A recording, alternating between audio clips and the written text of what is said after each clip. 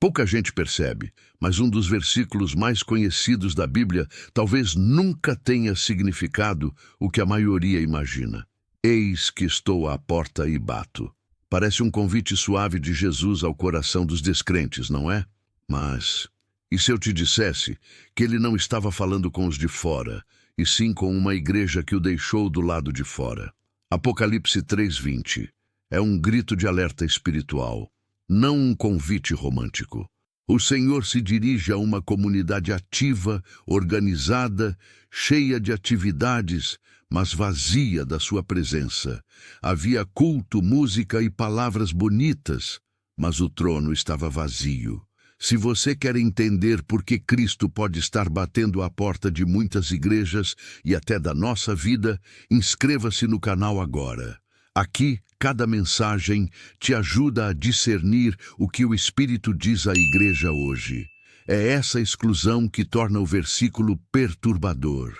Jesus não descreve a si mesmo como hóspede tímido pedindo licença, mas como o dono da casa que foi colocado para fora. A porta está trancada, não pelo mundo, mas por aqueles que dizem ser seu povo. É por isso que a imagem não soa como poesia, mas como juízo. Cada batida é uma denúncia. Vocês aprenderam a manter a agenda religiosa, mas esqueceram de mim. A cena é um retrato vivo da espiritualidade morna. Um povo acostumado ao culto, mas insensível à presença do Senhor. O que deveria ser altar tornou-se rotina. O que deveria ser encontro tornou-se formalidade. O drama de Laodiceia não ficou no passado. Ele atravessa os séculos e chega até nós. Quantos lugares hoje se reúnem semanalmente, mas no fundo já não percebem a ausência do noivo? Quantos ministérios priorizam estética, técnica e espetáculo, mas deixam de lado o quebrantamento? Quantas vezes confundimos emoção com unção, movimento com vida, marketing religioso com presença divina? Esse texto nos obriga a encarar uma verdade dura. É possível ter culto sem Cristo, reuniões sem unção e barulho sem vida. É possível viver uma religiosidade de superfície enquanto o Senhor está do lado de fora, batendo e esperando resposta. Se esse diagnóstico soa incômodo, é porque precisa ser. Nada é mais grave do que uma comunidade inteira funcionando sem o senhorio de Cristo. O versículo não nos dá espaço para desculpas. Ele nos confronta a perguntar se, no meio das nossas rotinas religiosas, ainda ouvimos o som da batida à porta. E se você deseja mergulhar nesse tipo de reflexão que não apenas informa, mas confronta, vale a pena continuar acompanhando cada parte dessa série. O objetivo não é apenas explicar o texto, mas deixar que ele nos atravesse, nos desmascare e nos chame ao arrependimento. Em Apocalipse 3, o contraste é cruel. A igreja de Laodiceia dizia: "Sou rico, estou enriquecido e de nada tenho falta." Mas o diagnóstico divino era oposto. Tu és miserável, pobre, cego e nu. Aqui vemos o coração do problema, autoengano espiritual. A comunidade tinha recursos, influência e estabilidade. Era reconhecida por fora, mas falida diante de Deus. A ilusão da riqueza escondia a nudez da alma. O povo acreditava estar forte, mas estava doente. Acreditava estar completo, mas estava vazio. Esse é o perigo mais sutil. Confundir sucesso visível com aprovação divina. Uma igreja pode estar lotada, financeiramente estável, com ministério midiático e projetos sociais relevantes. Mas, se Cristo não está no centro, permanece espiritualmente miserável. Charles Spurgeon alertava: a pior pobreza é não perceber a própria miséria. Foi exatamente a condição de Laodiceia. Estavam confortáveis, mas cegos. A mesma cegueira pode se instalar em nós quando confundimos estabilidade financeira com espiritualidade ou sucesso ministerial com presença do Espírito Santo. A prisão mais perigosa é a que não se enxerga. A escravidão mais dura é aquela que se disfarça de liberdade. Esse é o engano de Laodiceia. e pode ser o nosso também. Hoje não é diferente. Ministérios podem estar cheios de estratégias, metodologias e marketing religioso, mas vazios de quebrantamento. O altar pode virar palco, o púlpito pode se tornar plataforma de autopromoção e a vida comunitária pode se reduzir à agenda social. O problema não está nas ferramentas, música, tecnologia, recursos, programas, mas no coração que as idolatra. Quando a experiência vale mais do que o próprio Senhor, o culto se transforma em espetáculo. A cruz dá lugar à estética. O arrependimento é suavizado até desaparecer. O resultado é uma comunidade entretida, mas não transformada. O diagnóstico de Cristo não é para humilhar, mas para rasgar a máscara. Enquanto medimos a vida cristã pela régua da aparência, seguimos nus diante do trono. Mas quando aceitamos a verdade dura de que somos pobres sem Ele, nasce a chance da restauração. É como um médico amoroso. Ele não mascara a doença, mas aponta com clareza para que haja cura. A repreensão não é crueldade, mas graça. Se o Senhor ainda bate, é porque ainda deseja entrar. E onde Ele entra, há restauração. O perigo de Laodiceia é o mesmo da nossa geração. Uma espiritualidade que confunde movimento com vida, técnica com unção, estética com presença. O texto de Apocalipse 3:20 nos força a examinar. Será que as nossas conquistas visíveis não escondem pobreza espiritual? Será que nossas celebrações não estão abafando a voz do Senhor? Esse exame é o primeiro passo da cura. O Espírito Santo nos chama a abandonar a ilusão da autossuficiência e voltar ao quebrantamento. Pois só quem reconhece sua nudez pode ser vestido de branco. Só quem admite sua cegueira pode receber colírio divino. Só quem confessa sua miséria pode experimentar a verdadeira riqueza em Cristo. A cena que João descreve é de uma solenidade perturbadora. Jesus, do lado de fora de uma igreja que leva o seu nome. O culto continua, os cânticos ecoam, as orações se repetem, as atividades seguem, mas o Cristo vivo está ausente. É o paradoxo de uma comunidade que fala sobre Deus sem viver com Deus. Não se trata apenas de frieza, mas de algo ainda mais sério, normalizar a ausência. O povo segue reunido, convencido de que tudo está bem, enquanto o Senhor da Glória permanece do lado de fora, batendo e esperando uma resposta. Esse retrato não é exclusivo de Laodiceia. Os profetas já denunciavam cultos sem essência. Deus rejeitava sacrifícios que se tornaram formalidade e festas que se transformaram em abominação. O problema não estava no rito em si, mas no coração por trás dele.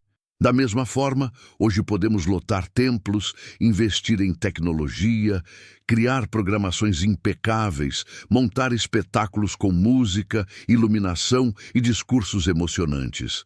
Mas se Cristo não ocupa o centro, tudo se reduz a ruído vazio. Até mesmo orações podem se transformar em discursos e o louvor em entretenimento. O verdadeiro culto não é medido pela quantidade de atividades, mas pela profundidade da presença. Sem ele, qualquer reunião espiritual se esvazia. Há algo profundamente trágico quando o altar, lugar de rendição, se converte em palco de exibição. Foi exatamente isso que aconteceu em Laodiceia. A presença do noivo foi substituída por uma liturgia impecável, mas vazia. E olhando ao nosso redor, não é difícil perceber os reflexos desse mesmo engano em nossos dias. O louvor, que deveria ser expressão de devoção, muitas vezes se transforma em show. A pregação, que deveria cortar como espada, é reduzida a palestra motivacional.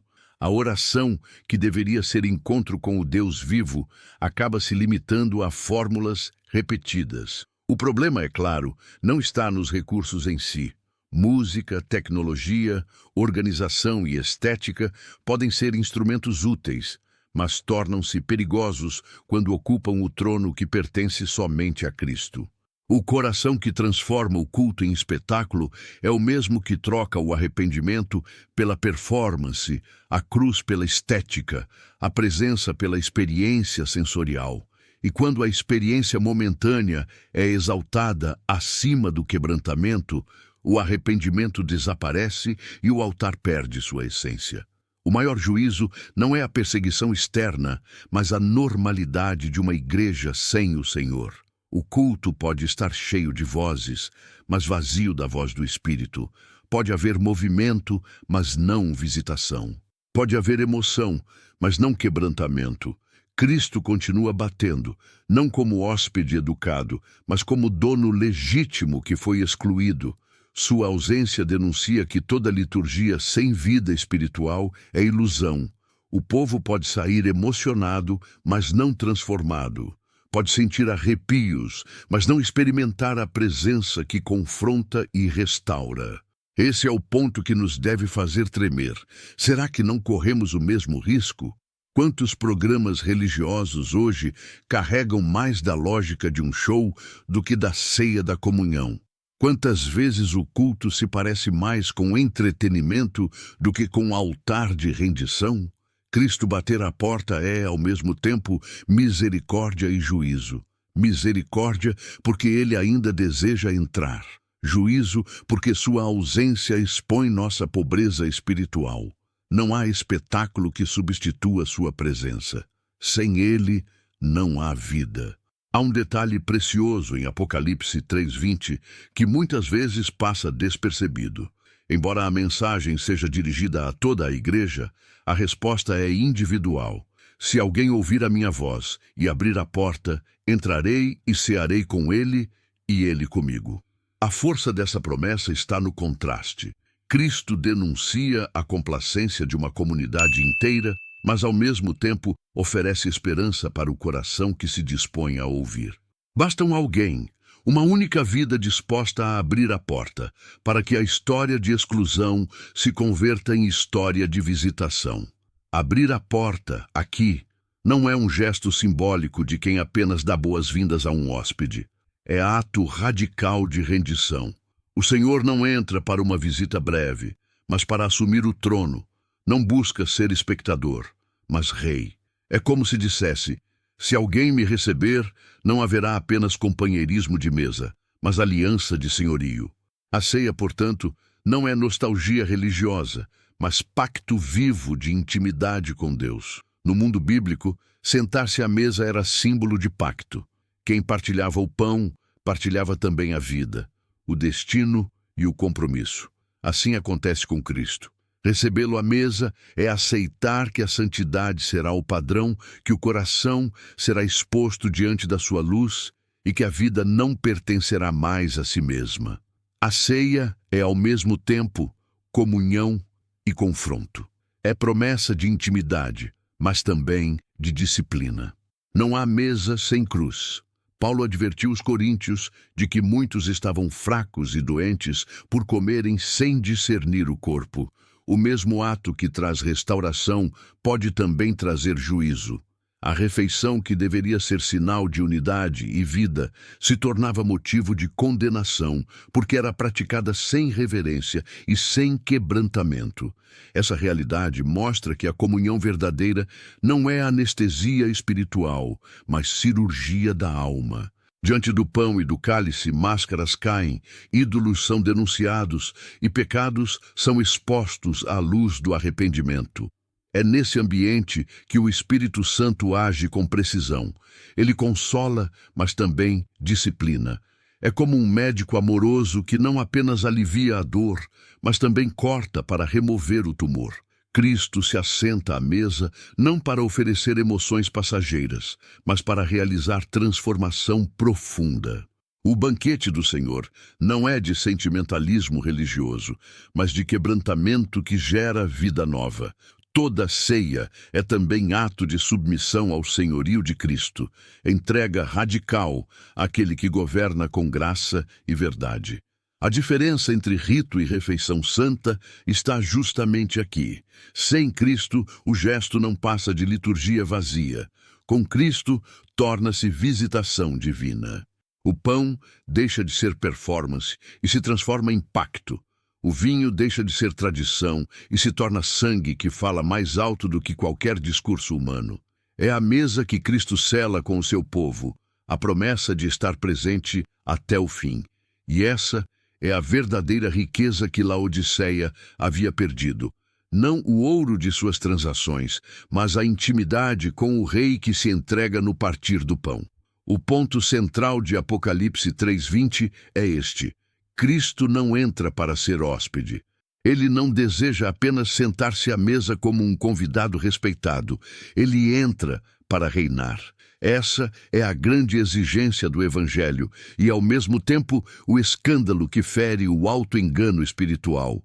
A porta só pode ser aberta se houver disposição para entregar o trono. Não há comunhão verdadeira sem o senhorio de Cristo.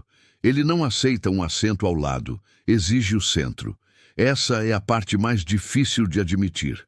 Muitos desejam a presença de Cristo, mas resistem ao seu governo. Querem a ceia, mas não a cruz. Buscam consolo, mas não disciplina. Anseiam por bênção, mas rejeitam arrependimento. O texto bíblico, porém, não deixa espaço para negociações.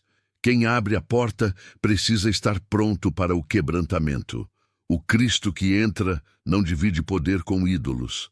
A resistência é sutil. O coração humano tem habilidade em mascarar sua rebeldia. Pode se esconder atrás da rotina da liturgia, de uma tradição zelosa ou até de discursos sobre ortodoxia.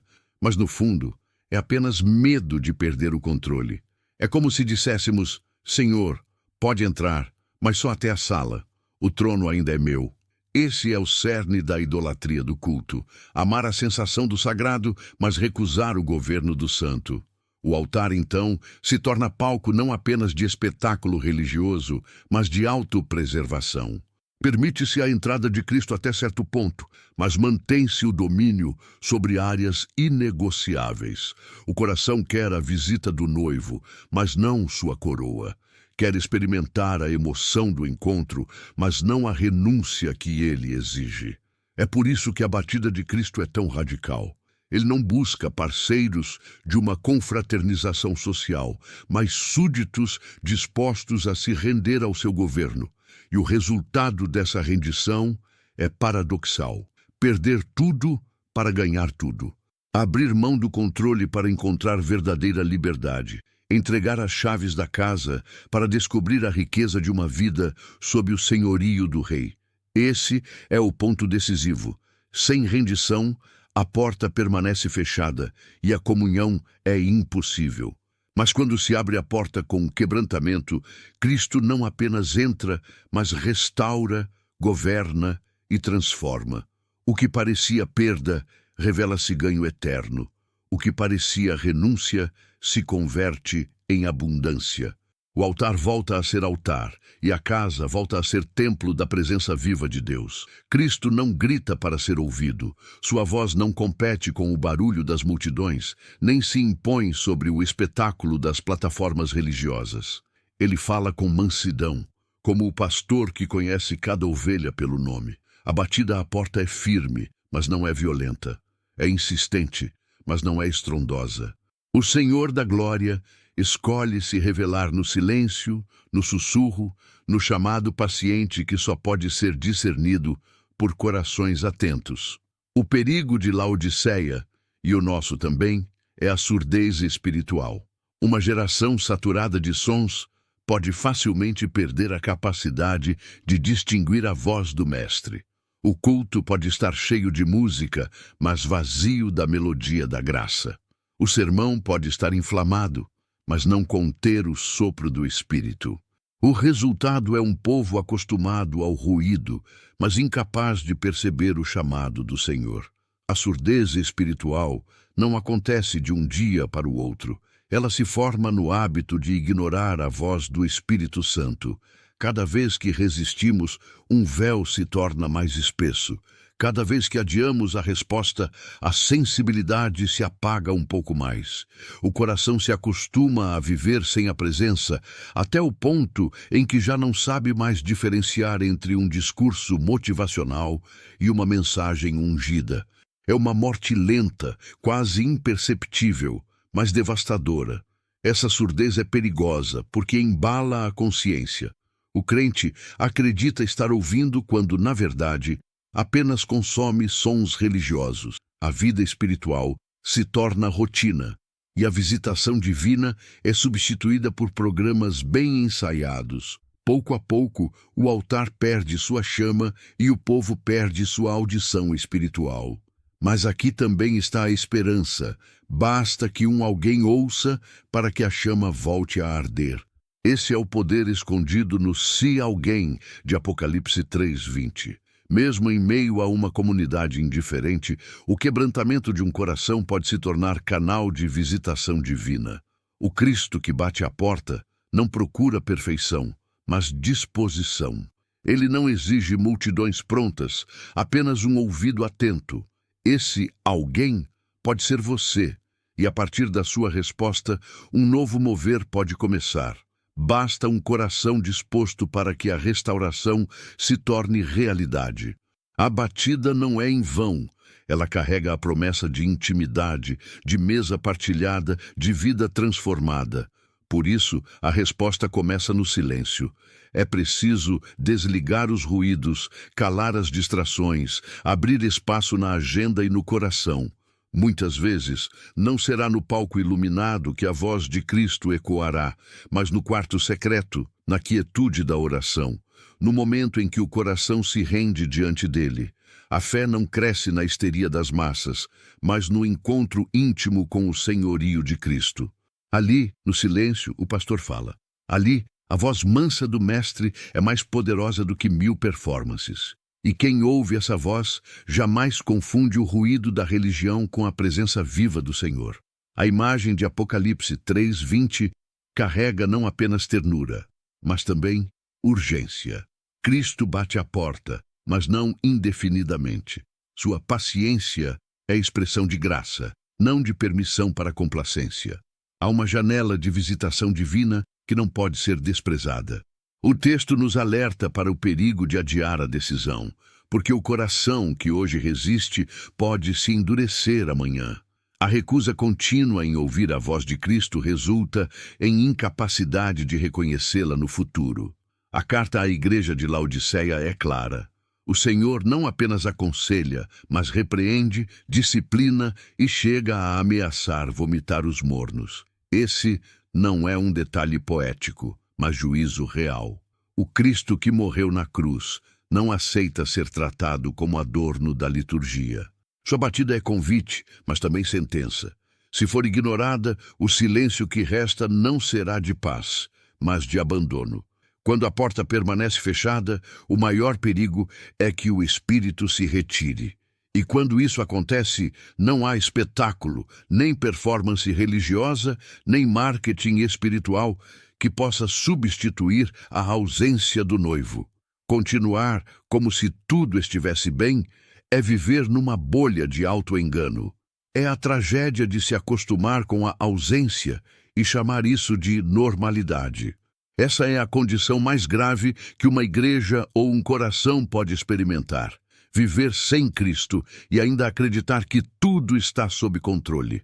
A ausência se torna rotina e a falta de presença divina se disfarça de estabilidade religiosa. O auto-engano chega ao ponto de transformar juízo em normalidade. A cada batida há um chamado. Ou abrimos a porta com quebrantamento e rendição, ou permanecemos na ilusão de que a vida espiritual pode seguir sem Cristo no centro. O tempo da graça é real, mas não é infinito. A urgência do texto é direta. Quem ouve hoje deve responder hoje. Amanhã pode ser tarde, e o som da batida pode já não estar lá. O convite é insistente, mas não eterno. O Senhor continua à porta, mas também nos lembra que não permanecerá indefinidamente do lado de fora. A graça que hoje abre a oportunidade de comunhão pode se tornar amanhã memória de uma visita desprezada. Mesmo diante da ameaça de juízo, há sempre esperança. Cristo não fala a Laodiceia para abandoná-la, mas para despertá-la. O se alguém continua ecoando como fagulha de esperança. Mesmo que a maioria se conforme com a ausência, um coração disposto pode ser suficiente para reacender a chama. A urgência não anula a misericórdia, mas a intensifica. É porque ele ainda deseja entrar que a batida continua ecoando. Depois de ouvir a repreensão de Cristo à igreja de Laodiceia, não há espaço para indiferença. O texto nos empurra para o autoexame. A pergunta é inevitável. Ele está dentro, reinando, ou ainda do lado de fora, batendo? Esse olhar para dentro não deve ser feito com leveza, porque o Senhor nos chama a um confronto honesto. O autoexame não tem como objetivo gerar culpa estéril, mas despertar arrependimento vivo. Enquanto insistirmos em medir a vida cristã pelas aparências, pelo número de atividades, pela estética dos cultos, pela estabilidade ministerial, continuaremos nus diante do trono. Mas quando admitimos a pobreza espiritual, abrimos espaço para a restauração. O primeiro passo da cura é reconhecer a doença, e a honestidade diante de Deus é o terreno onde floresce a graça. O chamado de Cristo é duro, mas também cheio de esperança. Ele não nos confronta para nos rejeitar, mas para nos restaurar. O diagnóstico que rasga as máscaras é o mesmo que aponta para o remédio: arrependimento e rendição. Quando abrimos a porta, ele entra não apenas para consolar, mas para reinar.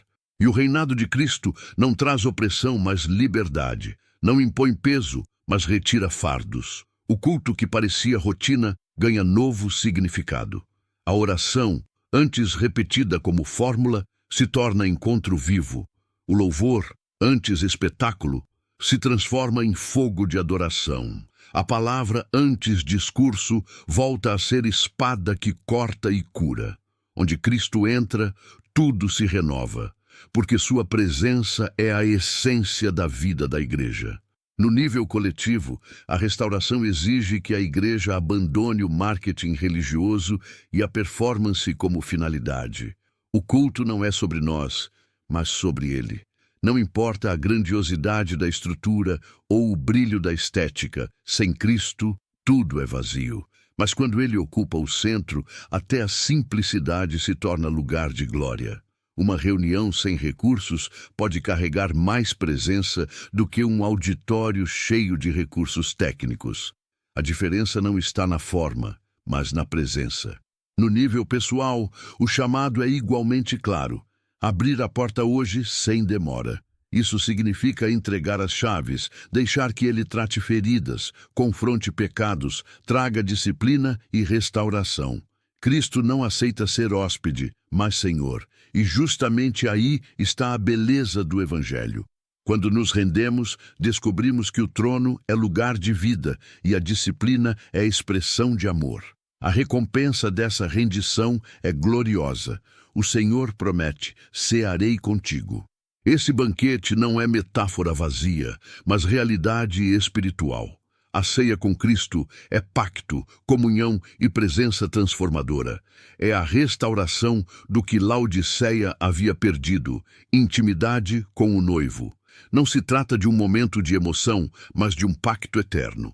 O pão e o cálice, símbolos da aliança, se tornam também testemunhas de um coração que abriu a porta.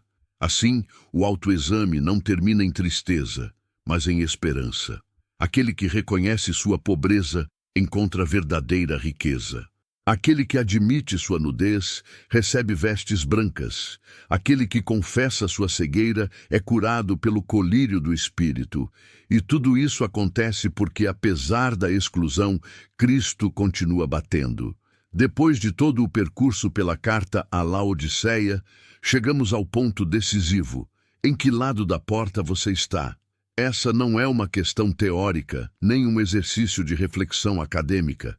É uma pergunta urgente, direta e pessoal.